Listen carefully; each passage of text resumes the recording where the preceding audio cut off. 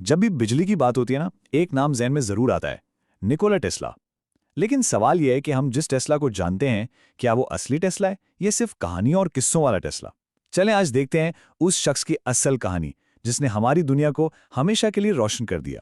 तो असल सवाल यही है कि आखिर ये निकोला टेस्ला था कौन? क्या वो इंटरनेट का कोई सुपर हीरो था या एक हकीकी जीता जागता इंसान, एक ऐसा जीनियस जिसकी कामयाबी और नाकामी दोनों ही आज तक हमें बहुत कुछ सिखाती हैं? देखें, इसकी शख्सियत के ना दो पहलू हैं। एक तो है वो अफसानवी टेस्ला, जिसे लोग मुफ्त बिजली का देवता समझते हैं, लेकिन फिर एक हकीकत भी है। हकीकत यह है कि वो एक सर्बियन अमेरिकन इंजीनियर था, एक ऐसा शानदार दिमाग जिसने एसी पावर सिस्टम बनाया। जी हाँ, वही सिस्टम जिससे आज हमारी पूरी दुनिया चल रही है। तो शुरू करते हैं इसके सफ़र से।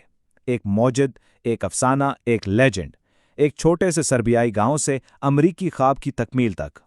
अच्छा, तो टेस्ला की कहानी शुरू होती है 1856 में।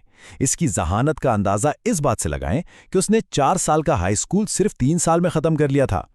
पेरिस में एडिसन की एक कंपनी में काम करने के बाद 1884 में वो सीधा अमेरिका पहुंचा और वहां उसकी मुलाकात उस शख्स से हुई जो आगे चलकर उसका सबसे बड़ा मुकाबिल बनने वाला था, थॉमस एडिसन। अब आते हैं दूसरे हिस्से की तरफ, एसी का उरूज। ये कहानी है एक ऐसी मुलाकात की जिसने तारीख बदल दी और एक ऐसे इख्तिलाफ की जिसने एक जंग शुरू कर दी। अमेरिका आते ही टेस्ला ने अपने काम से एडिसन को तो बहुत इंप्रेस किया, लेकिन उनका साथ सिर्फ 6 महीने ही चल सका। वजह? दोनों की सोच में जमीन आसमान का फर्क था और बस यही फर्क उनके रास्ते अलग करने के लिए काफी साबित हुआ। एक मशहूर किस्सा है कि जब टेस्ला ने एडिसन से अपने $50,000 के बोनस का पूछा तो एडिसन ने हंसकर कह दिया, टेस्ला, तुम हमारा अमेरिकी मजाक नहीं समझते। अब ये बात कितनी सच है ये तो मालूम नहीं, लेकिन इससे ये ज़रूर पता चलता है कि दोनों के दरमियान मामला ठीक नहीं थे। और इस सारी कशमकश की जड़ थी करंट्स की जंग।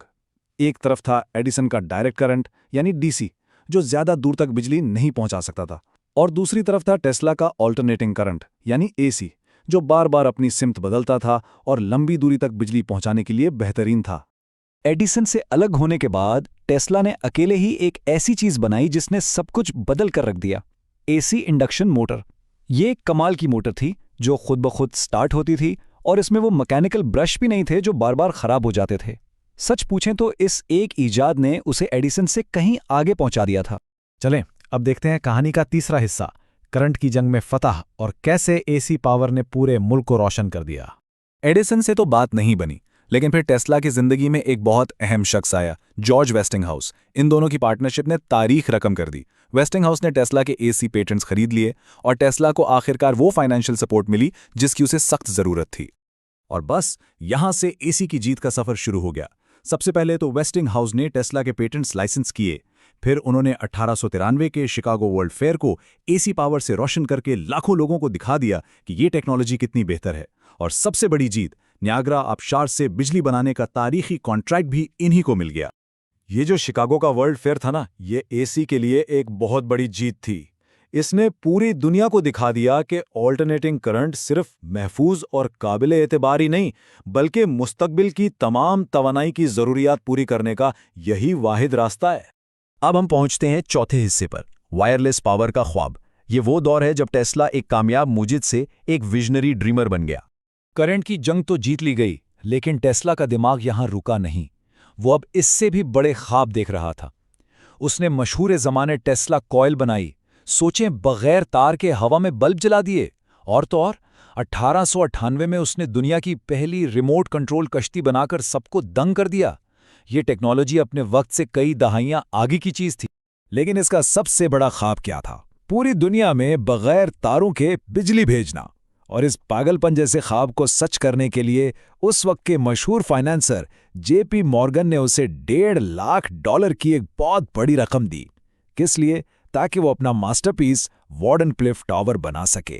ये वार्डनक्लिफ टावर कोई मामूली टावर नहीं था। ये टेस्ला का वो अजीम मंसूबा था जो दुनिया को हमेशा के लिए बदल सकता था। एक ऐसा ग्लोबल सिस्टम जो न सिर्फ मैसेज भेजता बल्कि बिजली भी बगैर किसी तार के दुनिया के हर कोने तक पहुंचाता। लेकिन अफसोस, ये ख्वाब पूरा ना हो सका। जैसे ही इसके मुकाबिल मार्कोनी ने समुंदर के पार पहला रेडियो सिग्नल भेज दिया, इन्वेस्टर्स का एतमाद हिल गया। जेपी मॉर्गन ने फंडिंग रोक दी और टेस्ला का वो अजीम ख्वाब वहीं टूटकर बिखर गया और बस यहीं से उसके जवाल का दौर शुरू हो गया। और अब आखिरी हिस्सा, एक जीनियस की मीरास, गुमनामी से लेकर दोबारा पहचाने जाने तक, और एक ऐसा असर जो आज भी कायम है। वार्डनक्लिफ की नाकामी ने टेस्ला को जैसे तोड़ ही दिया था। उसके माली हालात इतने खराब हो गए कि जब उसका इंतकाल हुआ तो वो न्यूयॉर्क के एक होटल के $20,000 के बिल का मकरूज था। उसकी जिंदगी के आखिरी साल बहुत मुश्किल थे। पैसों की तंगी, कानूनी जंगें। वेस्टिंगहाउस ने कुछ मदद तो की, लेकिन वो तकरीबन गुमनामी की जिंदगी गुजार रहा था। और फिर 1943 में 86 साल की उम्र में निकोला टेस्ला अपने होटल के कमरे में अकेले ही इस दुनिया से चला गया। तो क्या इसका मतलब यह है कि टेस्ला नाकाम हो गया? बिल्कुल भी नहीं। आखिरी उम्र की मुश्किलात अपनी जगह, लेकिन टेस्ला की मिराज आज भी हमारे चारों तरफ है। ये जो जदीद एसी सिस्टम है, रिमोट कंट्रोल, टेस्ला कॉइल और दुनिया भर में उसके तकरीबन 300 पेटेंट्स, ये सब हमारी आज की टेक्नोलॉजी की बुनियाद हैं। यहाँ तक कि मगनाटीसी फील्ड की ताकत को नापने वाली यूनिट का नाम भी इसी के नाम पर टेस्ला रखा गया है। टेस्ला की सोच सिर्फ इजादात तक महदूद नहीं थी, वो कायनात को भी एक अलग ही नज़र से देखता था। वो कहता था, मेरे लिए कायनात एक बहुत बड़ी मशीन है जो न कभी बनी और ना कभी ख़त्म होगी। ये एक लाइन ही उसकी गहरी साइंसी और फलसफियाना सोच को समझने के लिए काफ़ी है।